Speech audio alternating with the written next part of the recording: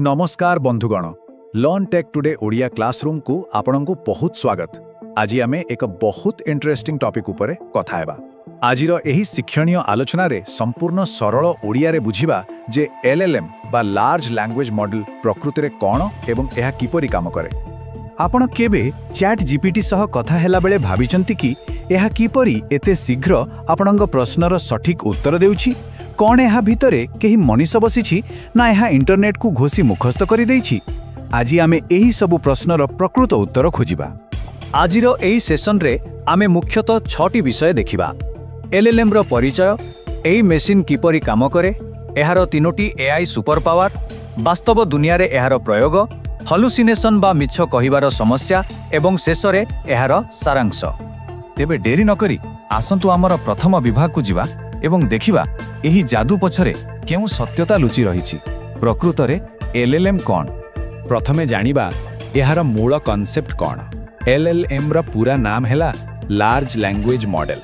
साधारणतः आमे भाबु जे एहा एक डिजिटल एनसाइक्लोपीडिया जे सबु तथ्य मुखस्त करि रखिछि, किंतु वास्तव रे एहा एक प्रोबेबिलिटी मशीन बा संभावना उपरे काम करूथिबा मशीन। एहा पाखरे बिलियन बिलियन गाणितिक पैरामीटर्स थाए जहा केवल अनुमान करे जे आपणंकु प्रश्न परे परवर्ती शब्द कौन होबो। आश्चर्य लागुछि ना? एहाकु एमिति बुझंतु, धरि नियंतु जणे महान संगीतकार जे दुनियार सबु गीत सुनिछंती किंतु किछि भी मुखस्त करि नाहंती। से केवल संगीतर नियम एवं पैटर्न शिखिछंती। आपण तांकु एक नुआ विषय देले से निजे एक संपूर्ण नुआ गीत सृष्टि करि देबे। आजिकालीर अत्याधुनिक मॉडल गुड़िक ठीक एहीपरि इम्प्रोवाइजेशन करी काम करती। वर्तमान आमे आसिबा विभाग 2 को। एही शक्तिशाली मेसिन किपरि काम करे आसंतु एहार यांत्रिकता को स्टेप बाय स्टेप बुझिबा। एहा मुख्यतः 3टी पर्याय देई गति करे: टोकेनाइजेशन, ट्रांसफॉर्मर आर्किटेक्चर एवं जेनेरेशन। आपणकर प्रत्येक प्रश्न एही 3टी सोपान देई गति करे। आसंतु गोटिए परे गोटिए सोपान को सहजरे देखिबा। प्रथम सोपान हेला टोकेनाइजेशन। आपण जानिथिबे जे कंप्यूटर आम परि शब्द न बुझी केवल नंबर बुझे। तेणु एहा आपणक वाक्य को छोट छोट खंडरे काटी दिए जहाकू टोकेन कहू। एहाकू छोट पिलांक लेगो ब्रिक सह तुलना करंतु जहाकू जोड़ी जोड़ी नुआ जिनिस तैयारी हुए। द्वितीय सोपान हेला ट्रांसफॉर्मर। एहा हेउची एलएलएम रो प्रकृत इंजिन रूम। एथिरे थिबा सिस्टम को सेल्फ अटेंशन मैकेनिज्म कहा जाए। एहार कमाल हेला एहा गोटिए परे गोटिए शब्द न पढ़ी पूरा वाक्य को एका सांगरे पढ़ी पारे। फलरे एहा शब्द गुड़िक मध्यरे थिबा प्रकृत संपर्क बा कॉन्टेक्स्ट को खूब भल भाबे बुझी निए। आउ तापरे आसे तृतीय सोपान जेनरेशन, जोंठी एहा प्रोबेबिलिटी लगाई उत्तर लेखे। मशीन रो इंजिन किपरि काम करे ताहा बुझिबा परे एबे आसंतु तृतीय विभाग को, जोंठी आमे देखिबा एही टेक्नोलॉजी रो 3टी सुपर पावर बा विशेष शक्ति गुड़िक विषय रे।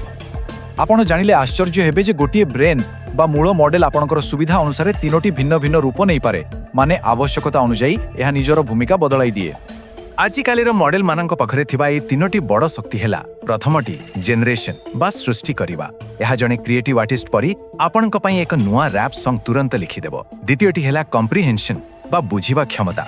यह एक 50 पृष्ठार बोरिंग कंपनी मैनुअल पढ़ी एक छोटो पिला को बुझाइबा परी सरल भाषा रे आपणको बुझाई देबो। आ तृतीयटी हेला रीजनिंग बा तर्क करिबा। कोनसी जटिल गणित देले से गोटे डिटेक्टिव परी स्टेप बाय स्टेप लॉजिक लगाई तार समाधान बाहर करि देबो। हेला ना पूरा सुपरमैन भली काम। एबे विभाग 4 वास्तव दुनिया रे एहार प्रयोग। एही सुपर पावर गुड़िक आजिर वृत्तिगत दुनिया रे बा इंडस्ट्री रे केमिति विप्लव आणुछि आसंतु देखिबा। आजिर डिजिटल जुगरे एहार प्रैक्टिकल एप्लिकेशन अगणित। डाक्तरखाना रे एहा डाक्तर मानक पई एक सहायक परी काम करी एक्सरे स्कैन रो रिपोर्ट पडुछि। प्रोग्रामिंग दुनिया रे एहा एक कोडिंग बॉडी परी सॉफ्टवेयर इंजीनियर मानकर घंटा घंटार काम को मिनिट रे करुछि। लीगल बा आईन क्षेत्र रे एहा डॉक्यूमेंट डिटेक्टिव परी हजार हजार पृष्ठार चुक्तिनामा पढ़ी विपदजनक नियम गुडी को खोजी देउछि। एवं कस्टमर सर्विस रे मध्य एहा एकाधिक भाषा रे लोकंकर समस्यार समाधान खूब सहजरे करुछि। उदाहरण स्वरूप सॉफ्टवेयर क्षेत्र रे एहा को देखंतु। एक डिजिटल कोडिंग साथी भावरे एआई जे कोनोसी जटिल कोड को डिबग करि पारे किंबा नुआ सॉफ्टवेयर मात्र किछि मिनिट भितर जनरेट कर दे पारे। एहा प्रकृति रे एक बड़ गेम चेंजर। एबे आसंतु आमर पंचम विभाग को जिबा जहा अत्यंत गुरुत्वपूर्ण हैलुसिनेशन समस्या। एआई उपरे आखि बुझा विश्वास करिबा केते विपदजनक होई पारे ताहा आमको बुझिबाकू हेबो। एते सबु उपकारिता सत्वे व्यवहारकारी भावरे आम एक बड़ भूल धारणा रखिथाउ। अनेके भावंती जे एलएलएम एक सर्वज्ञानी मेसिन एवं यह 100% सत कहे, किंतु मने रखिबे यह एक प्रोबेबिलिटी मेसिन। जेतेबेले यह सठिक उत्तर जानि न थाए, यह मु जानि नाही न कही एक मिछ कहानी खूब आत्मविश्वास सह तैयारी कर दिए। यही भयंकर समस्या को टेक्नोलोजी दुनिया रे हालुसिनेशन कहा जाए। सबुबेले गोटे कथा मने रखिबे, एआई हेउची एक शब्द अनुमानकारी बा वर्ड प्रेडिक्टर। यह कोनोसी फैक्ट चेकर नुहे। सेथिपाई लीगल काम हो बा आपणकर निजर गुरुत्वपूर्ण काम सर्वदा निजर बुद्धि लगाई एहार उत्तर को जांच करिबा निहाती आवश्यक। तेणु जेतेबेले भी आपण कोनोसी संवेदनशील बा जरूरी तथ्य उपरे काम करूछंती, एही स्मार्ट मेसिन उपरे आखि बंद करके विश्वास करंतु नाही।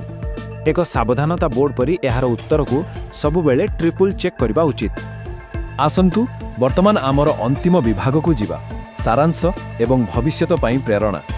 वर्तमान एक क्विक रिविजन करिनेबा। संक्षेप रे कहिले लार्ज लैंग्वेज मॉडल कोनोसी जादू विद्या नुहे। यह प्रथमे आपणक वाक्य को टोकेन रे बदलाई, तापरे ट्रांसफॉर्मर सहाय्य रे संपूर्ण कॉन्टेक्स्ट बुझे एवं शेष रे प्रोबेबिलिटी माध्यम रे उत्तर सृष्टि करे।